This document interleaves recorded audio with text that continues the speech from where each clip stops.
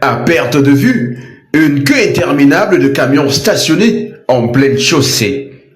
Du marché Nord-Passy au lieu-dit Cralex, borne 10, sur la pénétrante est de Douala, le spectacle est désolant des deux côtés de la route avec des usagers contraints à la marche. Une atmosphère invivable pour des centaines d'automobilistes.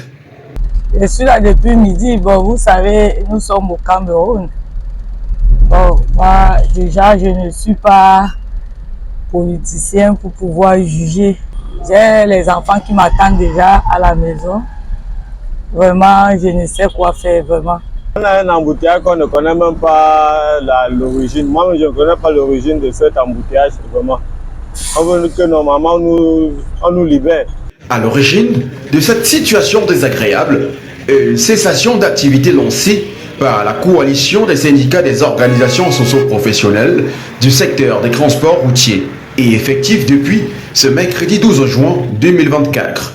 À la base, le mauvais état des routes, notamment au niveau des ponts, bascule aujourd'hui principaux responsables de la récurrence des cas d'accident. Il était question que le gouvernement essaye de nous fermer les trous qu'il y a sur des ponts bascules, parce que tous les ponts bascules du Cameroun actuellement sont tellement enclavés et les camions tombent plus au pont bascule que sur la route. Et les nids de poules qu'il y a partout sur la route, vous êtes sans ignorer que depuis un certain temps, il y a eu plusieurs accidents auxquels les chauffeurs étaient en train de ralentir pour entrer dans les trous. D'autres chauffeurs sont venus soit entrer derrière eux. Et vous voyez les entrées des ponts bascules et les sorties, les trous, les nids des éléphants le long de la route. Dernièrement, vous tous, vous avez vu une vidéo qu'un camarade est venu tomber dans le trou, il est décédé. Et ce n'est pas le premier ni le dernier. Allez un peu sur le long de la route de Garoboulaye. On dit c'est l'excès de vitesse. L'excès de vitesse, nous sommes d'accord, il y a l'excès de vitesse. Est-ce que la route nous permet même de faire cet excès de vitesse? Non. Ça, on leur supplie seulement. On ne peut pas souffrir comme ça. On crie, nous sommes sur le terrain. On vit des tracasseries, on vit des menaces des agents des mairies, des agents des communaux. On vit des menaces avec la douane. Ils poussent des camions dans la route. Quelqu'un quitte au port, il va garer au checkpoint ici. Il y a des embouteillages dans la route. Il veut aller au checkpoint, l'embouteillage, le blanc, on dit qu'il n'est pas arrivé à l'heure, il doit payer, il est là sous PV de 200 000 francs. C'est quoi comme ça? Outre l'enclavement tout au long du corridor, les tracasseries routières font également partie du quotidien de ces transporteurs, avec des amendes et paiements clandestins.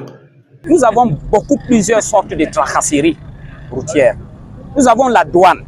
Qu'un chauffeur sort du port, il vient au checkpoint à Yassa, il faut débourser 10 000 francs. Nous ne savons pas ce que ces 10 000 francs représentent. Aucune quittance. On va vous dire votre GPS c'est ceci, on va vous dire ceci a fait cela, il n'y a pas de cachet sorti du port, vous allez donner tel montant. Alors que c'est bien écrit en gros caractères, avec le numéro du coordinateur général du BGP. C'est bien écrit en gros caractères, les visas sont gratuits.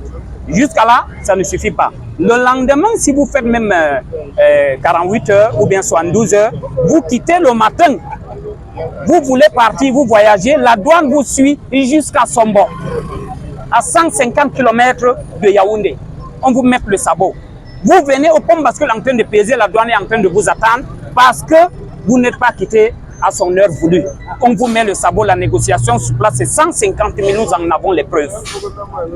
Et une fois de retour à Douala, le sabotage systématique des camions par les agents municipaux n'est pas de nature à ramener la sérénité, et ce en violation des textes en vigueur. Si on a abandonné un camion à plus de 48 heures et il n'y a pas quelqu'un qui est à côté du camion, qui garde le camion, on suppose que le camion a été abandonné. Là, il y a le droit de sabotage. Mais au cas où si quelqu'un, moi par exemple, en tant que chauffeur, je viens avec mon camion, je vais décharger quelque chose pour ma famille. On vient, on me sabote, même étant dans la cabine. Le temps que j'attends que ma famille vienne pour prendre quelque chose, on vient saboter le camion. Il y avait aussi ce problème de la mairie, la communauté urbaine de Douala en général, qui a pris sur elle de fermer tous les camions. Un camion est bien garé ou n'est même pas garé, un camion qui ronfle, ils viennent, ils mettent les sabots. Les gars de la mairie qui travaillent à 2 h la nuit, à 3 h le matin, ils viennent avec la moto, ils mettent les sabots, ils partent. Et c'est au sorti de là que nous avons pensé qu'il fallait s'adresser aux autorités. Autant de griefs contenus dans un préavis de grève agressé il y a 8 jours aux autorités compétentes. Seulement, face au mutisme méprisant de ces derniers, les syndicalistes menacent de passer à la vitesse supérieure. De nos revendications n'ont pas été prises en compte à temps. Si elles étaient prises en compte à temps, on ne serait pas ici aujourd'hui. Mais il ressort toujours qu'à chaque fois que nous adressons les préavis de grève à nos autorités compétentes, ça dit qu'ils prennent à la légère. Ils veulent voir ces genres de choses pour comprendre qu'il y a les syndicalistes sur le terrain. Et nous ne nous amusons pas. Et ce comportement-là doit s'arrêter. Nous tous, nous avons écrit, les différentes organisations ont écrit, ici d'abord, au maire de la ville de Douala, notifier le Mindewel qui est à Yaoundé, qui n'a jamais répondu. Sauf le seul ministre qui nous répond toujours, qui se bat pour satisfaire les transporteurs, le ministre des Transports. Dans toutes les revendications que nous avons posées, il n'y a rien de compliqué. Je le dis encore. Donc, si nous ne sommes pas entendus, la grève va seulement continuer. On va continuer à garer les camions et plusieurs jours, tous les camions seront garés. Les camions de la ville, les camions bennes, les camions, on ne va plus livrer le ciment, on ne va plus livrer le carburant, on ne va plus livrer les bières, on ne va plus faire les livraisons des denrées alimentaires dans tout le territoire national.